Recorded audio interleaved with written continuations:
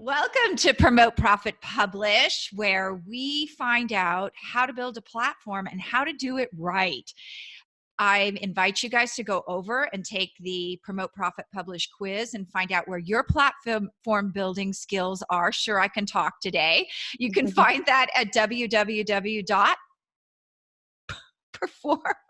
Oh my gosh, I can't do this today. www.promoteprofitpublishquiz.com. Wow, that was like the biggest brain fart I've ever had on air. How embarrassing. But that's what happens when you're authentic, is you just brain fart away. So I'm really excited about my guest today, Michaela Alexis. I hope I said that right. You got it. I actually found her on LinkedIn, and I must have done something right because she responded, which we're going to talk about later. But I was really intrigued with her because she helps millennials use LinkedIn. And I have a millennial at home who told me that LinkedIn is for old folks when he was looking for a job. He has a job, but I'm sure he probably could have had a better one if he hadn't dissed the old folks in his house. So Michaela, in her March of 2016, this was her first article, How I Landed My Dream Job in 2 Weeks on LinkedIn. This article went viral and it changed her life forever. She realized at that moment that the business world was craving content that is relatable, conversational, and most importantly, helpful. She was hooked, not only on creating content on LinkedIn, but also helping others realize the value of building an impactful personal brand in the digital world. Since then, she's not only repeated the same viral success and gained over 100,000 followers, but she's trained hundreds of professionals on how to effectively communicate who they are in the world, both in the boardrooms and on international stages. And what's so impressive about her is that she has influencer marketing, training workshops, she's done keynotes, panels, discussions, and she is one of the people who is on LinkedIn Live. She's such a great promoter on LinkedIn Live that they've actually hired her to help with their platform for millennials. So welcome, Michaela. Thank you so much for having me. It made me sound so impressive. I'm like, whoa. Well, is that you me? are. Yeah, you are. This is actually your LinkedIn profile. I just checked. And you are impressive, but I think it's that voice. When I'm not brain farting, I can actually make you sound. Yes. So I want to jump into this because I've seen so much on LinkedIn that is really cool. I've learned a lot, and I see so much that's really bad. So what are some of the biggest challenges and mistakes that you see on LinkedIn? I think overall, the biggest challenge that people have when it comes to LinkedIn is really knowing what is appropriate, what is okay, what's considered professional. We have this idea that we're almost like different humans on LinkedIn than other platforms. And I know when I started on LinkedIn back in 2016, I got a lot of criticism because I was very candid about my experiences, my career experiences. I talked about things that people just weren't talking about, things like a fear of failure and rejection and losing your job, being laid off, all of these things. But I knew that they were important. And I also did a little bit of research. And what I found was that I think it was number 3 on the most popular blog posts on LinkedIn back in 2016 was self-esteem. So as a marketer, I kind of sat back and I'm like, well, everyone's telling me that there's a personal and professional self, and yet the way that we're consuming is very different. And so I felt like there was a place for that human element in the business world. And I think that I noticed I've worked with all generations. I work with 21-year-olds, people that are still in school, to close to retirement. And what I found is that the older that my client is, the more ingrained this idea that you have to leave your personality at the door when you go to work. And so really, I think the biggest challenge for most people on LinkedIn is getting past that mindset. The business world has changed dramatically. Right now that the technology has blurred the lines, we don't have a 9 to 5 anymore. Right? We don't turn off. We're always on. We're always being watched. And even if you're posting on Instagram or Twitter or Facebook, guess what? your prospects, recruiters, people are checking you out on all of those platforms because they want to know that you are who you say you are. So it's a very different world, and I think that it takes a lot to kind of readjust to this new reality. Yeah, I think you're right about that because my generation, I think we discussed I'm like 25 years older than you, or 30 years older than you. My generation, we literally, you behaved one way at work, you Yep. behaved one way at home, and they didn't intermingle. You had to be Yep. very professional. Yep. And I think I still am a little bit today, but I work for Yeah. myself. So yoga pants are cool. Yeah. So let's talk about some of the mistakes because what you just talked about really is that balance between authenticity Yeah. and professionalism. Yes. And so here's one of the things I see that Uh-huh. drives me crazy. I told you we were going to do Uh-huh. this. We were going to go Uh-huh. there. Let's So go there. this real estate agent I see on Facebook who constantly talks about her ex-husband, the Right. kids, drama, drama, drama. And Right. I actually remember several times looking at it on Facebook and thinking, how would she ever serve me? She doesn't have enough time between all this drama. But then I Right. started noticing she posts the same thing on LinkedIn. Oh, okay. Yeah, I think that it really comes down to the difference between vulnerability and oversharing. So vulnerability to me is when you are giving energy to your audience. So you're being vulnerable about something that you're overcoming, you're in the middle of, that you've gotten past, and you're sharing the lessons that you learned from that experience. So that is giving power to your audience because you're now teaching them and they have this newfound knowledge. Oversharing, in my mind, is when you are extracting energy from your audience. So you Mhm. probably look at some of her content and you're like, oh, I'm exhausted just being around this, or you feel uncomfortable, you feel awkward. When you feel those things, that is right there, the line between vulnerability and oversharing. And I think that people do get confused sometimes. They think that vulnerability means that you go online and you show off that you're not wearing any pants at work. That's not what it is. It's about sharing your experience to connect with other people and to connect your community to each other. It's sharing that human experience. So I definitely think that there is certainly a line on LinkedIn. There are people that just don't seem to get it. And I don't even know if it's a professionalism thing because there's no place for it, right? I don't want to know about your marital issues. I don't want to be in the middle of it. I don't want these like passive aggressive, um, my friend said this about this, you know who you are. I don't like seeing Ah, those posts. They make me uncomfortable whether I'm on LinkedIn or anywhere online. uh-huh. So I think that that's probably one of the biggest mistakes. Very cool. So a lot of people are jumping off Facebook. Yeah.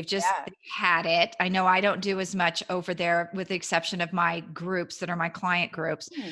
Um, what are the differences? Because I know that Facebook or LinkedIn is not an everyday, every minute, keep it open, respond, scroll through like Facebook is.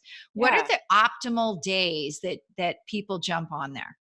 Yeah, you know what, the it's interesting that you say that because it's changing pretty dramatically. There used to be where you would go onto LinkedIn maybe during the work days, like a Monday, Tuesday, Wednesday sort of thing.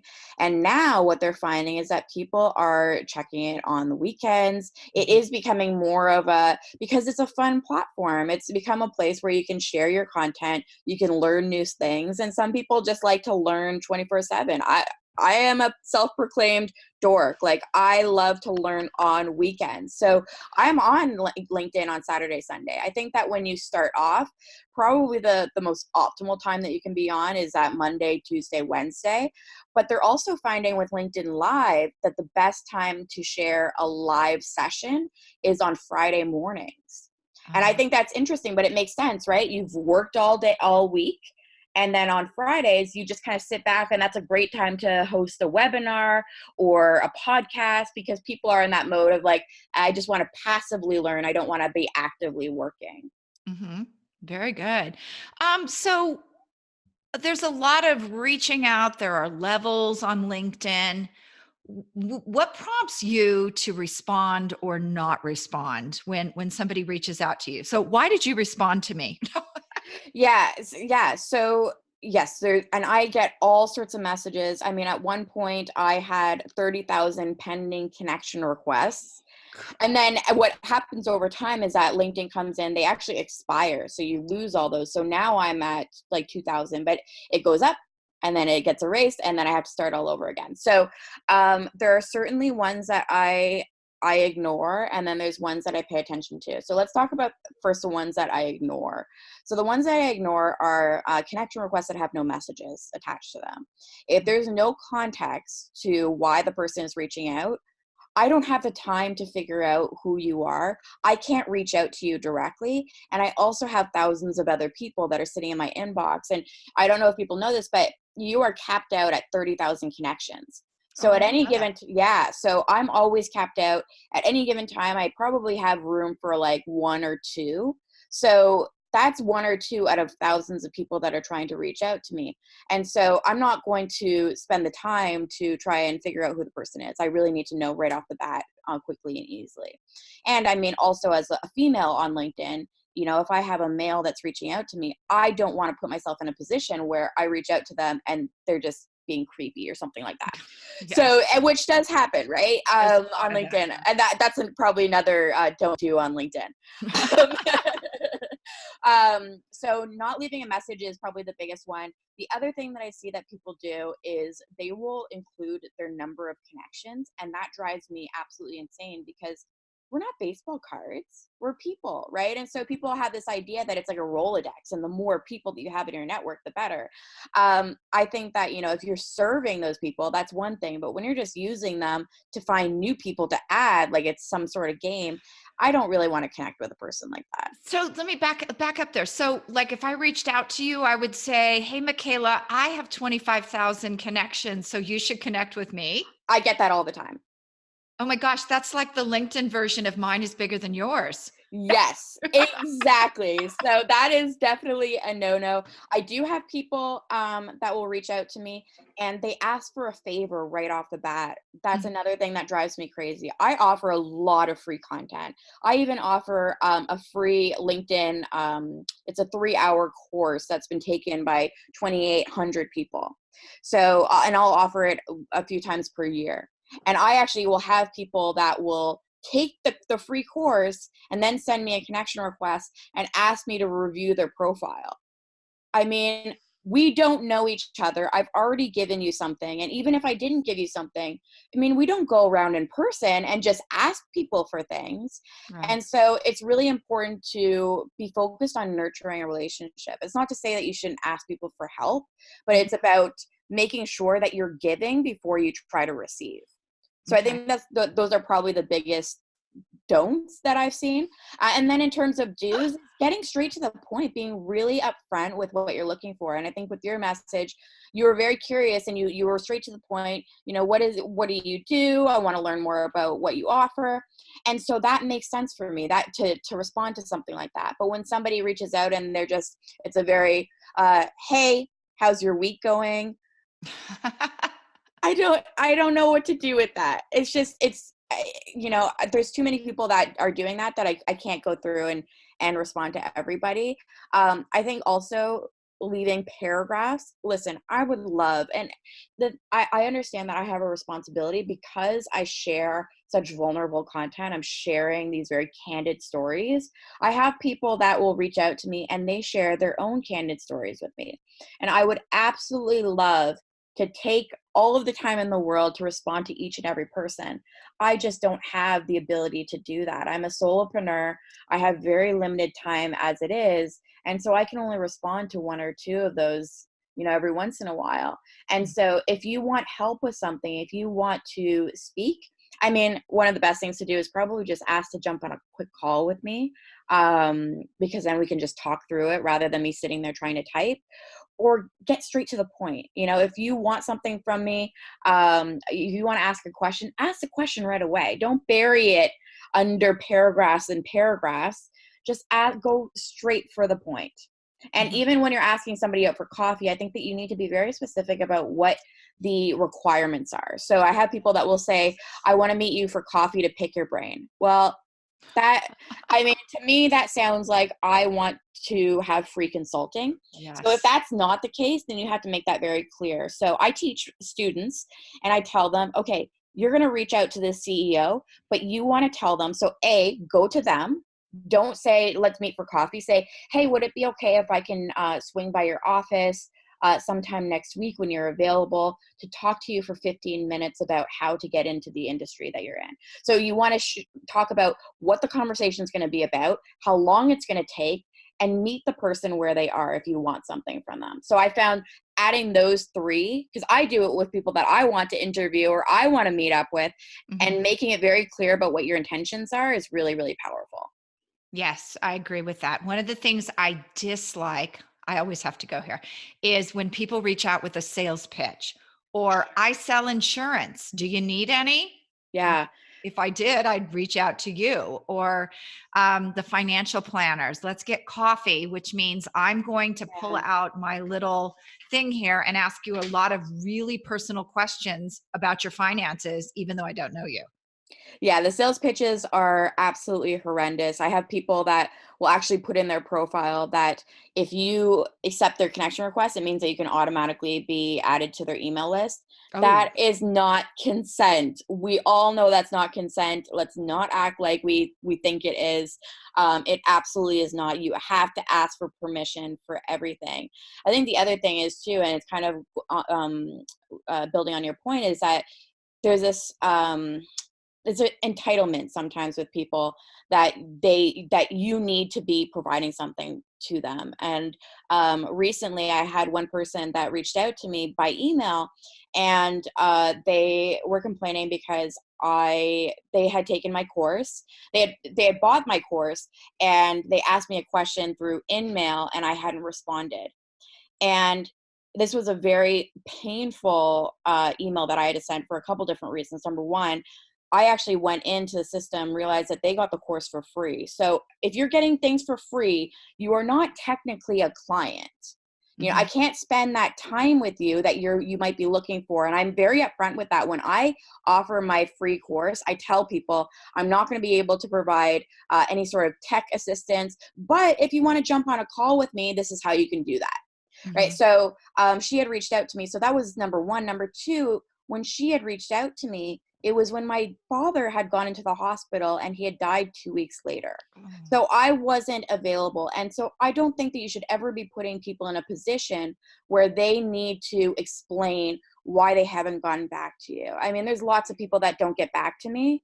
But we have to be sensitive and understand that the person that you're speaking to is a human being. They have their own lives, they have their own challenges, and to always kind of be cognizant of that and not come from a place of criticism when it comes to that. So I think that part of that is also a LinkedIn issue, because you can't actually add an away message. So ah, you can never really say I'm not here. So even if you're on vacation, whatever's going on, and at that point I had turned off for basically 3 months because I was taking care of my dad and then grieving. But there was no way of me. I didn't want to go on. I didn't have the bandwidth to go on and tell people why I hadn't gone back to them. So right. and that's, I mean, that's also a solopreneur issue. Well, yeah, but it's also awful etiquette. Like It's I just bad always, etiquette. Yeah, yeah, I always say don't treat anybody on social media like you wouldn't treat them in person. Because exactly. yeah, and I would never like storm up to you in person and go, "Why haven't you gotten back to me?" Yeah, yeah, and well, I think it's also, the people that they haven't had their connection request accepted. I mean, I've got an inbox filled with people that I've tried to reach out to that haven't responded. It's okay. I'm not Mhm. owed anything, and I think that that's really important to remember offline and online. I do have people in person, because I do a lot of speaking engagements, and they will come up to me, and sometimes they're kind about it, sometimes they're not so kind, where they say that they've tried to reach out to me and added me, and I haven't accepted their connection request. Mhm. I mean, I do my best, right? I think we all do our best, and I think keeping that in mind when you're using any sort of social media platform and giving people the benefit of the doubt is really important. Awesome. Great answers. So I have a couple things I want to cover here. Testimonials. Yeah. How how important is it to get out and get them? Because for my clients, I don't even tell them to go get them any place but LinkedIn anymore, Yeah. because I Good. can actually go on and click and get their picture, their Yep. title, and what they said about me and use it on all my marketing. Yeah, I love that you said that because there's so many people that kind of tend to forget about recommendations, but there's so many reasons that they're important. Number one, just visually, from a visual standpoint, the text on the recommendation section on your profile is about 50% larger than the rest of the text. So visually, yeah, visually they give it priority. Second, of course, repurposing. I love that you said that. There are so many ways that you can repurpose that content. I've seen people that have put quotes from their clients into their summaries. An amazing way to use social proof to start converting new opportunities. Mhm. I myself have taken those quotes and put them into branded photos and then attach them as media to my experience section. That's another way to do it. I've had other people that have clients that have taken those quotes and turn them into a slideshow. And then they add that to the bottom of their summary so that people can scroll through what other people are saying about them. You can use them on your website. You can use them as content. There's so many different ways. I also love the idea. I think that, I have been on both sides. I've been a job seeker. I've also hired. And references are not the gold standard anymore, Yeah. right? There are so many people that are like, yeah, I mean, you can ask your best friend to, that you worked with, just say that you were my supervisor. Like there's, and it changes over time, right? So Mhm. what I love about those recommendations is that you can ask the person, just like you mentioned, you can see their profile, you can see the relationship to that person. And if things change over time, that person can go in and they can edit their recommendation. So that can also change. So I think it's just a little bit more it's more convenient. And I know actually my last job that I ever applied for before I started working solo, they did all of that work before I had gone in for an interview. So they actually went to my profile, they looked at my recommendations, they then reached out to those people that had left me a recommendation to see if they Nice. could expand on it. Uh-huh. So by the time I went in for an interview, they were like, how much money do you want? Which is great, right? To be Uh-huh. already in a position where people have all the information, they have your portfolio, and then it's just about, is this the right fit culturally? That's a great position to be in. Yes. So I actually started sending people over there because I got a marketing gig with a company that had no pictures, and it had like, Michaela A next to the Mm, testimonials. And I asked them, I said, we need more information here. These look fake. And they said they are fake. And I quit that day. I was like, no, we're not doing this. So I tell my people, go over to LinkedIn because it's real people. You can't fake it there. And so if people look you up, or whatever it is, they know that you're not making this stuff up. And I know it sounds weird that I actually had a company do that, but they were newer oh, products. They didn't that have doesn't surprise me. That doesn't really. surprise me at all. I think transparency in today's market is absolutely everything. You have to be transparent. And I think that what's interesting about LinkedIn is that people that are listening might think, okay, well, this sounds like a lot of work to do. It's not. And, it isn't that much work. To me, it's a lot of fun. But the most important part is that this is an investment, right? Would you rather invest in your LinkedIn presence now? You have a booth at the world's largest networking event. And some people are like, I don't think I'll show up. That doesn't make any sense to me, right? So Yeah. why are you relying on your website? For me personally, I am able to, like, people that are about to hire me, they have all the information that they could possibly want from me. If you look at my company page, if you look at my profile, everything I've ever done, all the information is there. So by the time I get on a call with a prospect, we're not talking about, hey, what do you have to offer me? It's about availability and pricing. And who doesn't want to be in that position? Who wants to spend time on the phone with somebody for an hour and then realizing it's not a fit? Right. Yeah. So to me, it's an investment, but it's also going to save you time, energy, and money and Mhm. resources. Yeah, I agree. So you're one of the chosen few. You're the chosen one, Michaela. The chosen You're one. actually the second chosen one I've talked to this week Oh, about LinkedIn Live. What are you yeah. seeing? How do you love it? What are you doing? Yeah. So LinkedIn Live and we have a very complicated relationship. When I started, the first time I did it, I was thrilled because I was one of the first people. Um, and I went live, and within minutes my inbox just started filling up with just leads, and I was like, this is going to be amazing. um, by the second time that I did it, I started to notice that every time I would go live, then I was starting to lose followers, and it wasn't because of something that I said. It was like before I even talked, I was seeing those followers dwindle. Really? And yeah, so part of the reason being is that LinkedIn culture has always been very passive. You're not, and that's why people like LinkedIn over something like Facebook or Instagram, where you're inundated with all these ads and all these things and sponsored posts. Hmm. So LinkedIn is different in that way, that you can go on and you're not getting notifications, you're not getting kind of spammed with all these messages and stuff. And then all of a sudden, then they have LinkedIn Live, where they have this, like, the notification that's like blinking in people's faces and all this stuff. So people were getting annoyed with the notifications. So they were essentially, and they're still using LinkedIn Live is very much in beta mode right now. And so they were essentially using creators to kind of test out the notifications features and the LinkedIn Live feature itself. So I didn't love it at that point, because I think the last time that I had done it, I lost 600 followers, which is a lot. It's a Yes. lot, right? So I, and the reason being was that I wasn't showing up live. So I would leave the app, go back on, and then so people were getting bombarded with notifications. And so I kind of cooled down on LinkedIn Live for a little bit.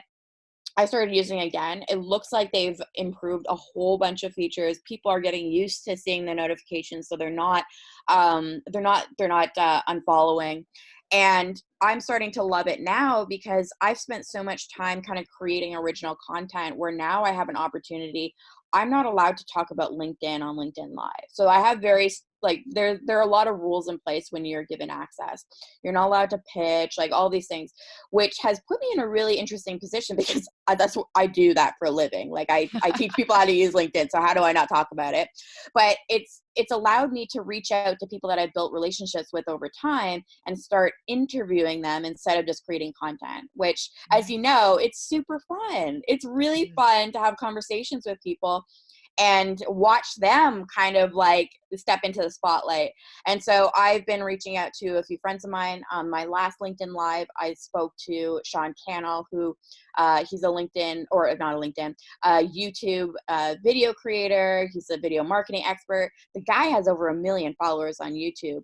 And Mhm. he got on, and we did a whole session on how to be on video for people that are awkward on video. And it was just so much fun. And so now I'm bringing on a pretty big name next week. I have a few big names in the works, booking out into 2020. And so it's been really fun for me, because I've been thinking about doing a podcast, but you probably know this, it's a lot of work. And It's so it's not it's actually. not. It's No. not. Okay. Well, LinkedIn Live has been a really great testing ground for me to kind Uh-huh. of just casually get into it a little bit more, and try to figure out if I like doing it. But so it's been a lot of fun recently. So we're on good terms right now. That's good to know. And podcasting, I'd be glad to introduce you to the Hazards because their podcasting platform, I literally, like, when we're done here, I will upload it to Podetize with your bio and your headshot, and they do the rest. Love that. So yeah, not only the distribution, but your YouTube channel, a blog for your website. Oh, I mean, it's everything and it's incredible. So, awesome. and thank you. You're welcome, Tracy and Tom. I just plugged you right on my podcast. That's so funny. When they transcribe it, they'll figure it out. So you have a free gift for us today. I do. So I am giving, I think is it the discount code that I Oh, offer? yes, it is. I'm sorry. Did I say free? Well, I I did. do I do have all sorts of free offers for anybody that's interested in learning more about LinkedIn. So if you could visit my website at makealexis.com, I have a free LinkedIn profile or a checklist. for your Okay. profile. I have a free LinkedIn Pages checklist. And I also spoke to you earlier about offering a discount code for my new course, which is called Profit with Pages. So it is an entire course that is based on LinkedIn pages for small to medium sized businesses. Super, super fun, very niche, but it's great for anybody that has been thinking about LinkedIn pages but doesn't know how to set it up, doesn't know what kind of content to create, or to how to convert followers into real paying leads. So I've got all the things. And here's a little secret too, because I just added it. So Mm-hmm. if you visit my profile on LinkedIn and you look at my summary, I have a code on there. It's I read your summary, I think is the code. Ah, And if you visit the link in the summary, then you can get my 3-hour LinkedIn profile optimization course for free. ooh. Yes. Okay. Say that again, please. So it is. So if you visit my profile on LinkedIn at Michaela Alexis, read my summary. There is a little gift that is hidden in there, a little gem, and it is a code called, and it is I read your summary. And then you're going to visit the link that's included in there to get my free or my LinkedIn profile optimization course for free. That is so cool. So let me spell that for you guys because Michaela is spelled like 100 different ways. It's Yes. Michaela and Alexis is Alexis. So you can go over and find her profile and grab all of that for free. You also had a course with a 25% discount code for us. I did, yes. Okay. So I'll send you those details, and then I guess you can put them in the call notes. Yeah, we can put them in the show notes. So Awesome. thank you. This was so informative today, and I really appreciate you answering me. I have to tell you guys, I went on a LinkedIn binge about 3 weeks ago, and my whole intent was to connect with new people and find clients. And I found a ton of great podcast guests, which will Yay. monetize in their own way. But it's really cool the people I've met that I've had calls with over the last couple weeks. So I mean, 600 million active users are on LinkedIn right now. So anybody that you could possibly want to connect with is hanging out on LinkedIn right now. So what are you waiting for? exactly. Thank you so much, Michaela. You're welcome.